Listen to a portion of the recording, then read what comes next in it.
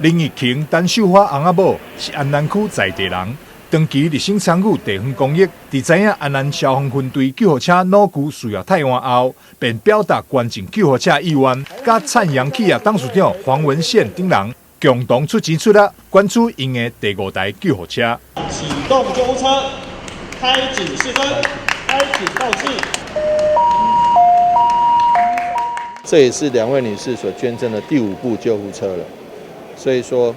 真的他们对于台南市民的健康以及安南区民众的生命安全，真的是尽了最大的心力。我们感谢他们的爱心，感谢他们的仁慈之心，也希望说能够善用这部救护车，能够给病患在最短的时间内提供最齐全的紧急救护服务，能够让生命抢救的比率再大幅提高。他们2个夫妻那个年所年子，然后呢，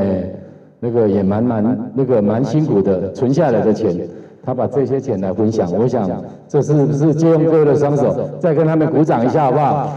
谢谢。林义庆、陈秀花翁仔某所捐赠的救护车，连同这部救护车在内，已经是因甲灿阳企业捐赠的第5台救护车，特别予人钦佩。黄伟特表示，台南市61台救护车，拢已经配备了12度顶心电图，有新型优良的设备，帮助伫第一时间的救护，对着市民的健康安全帮助更是大。台南新闻张硕伟采访报道。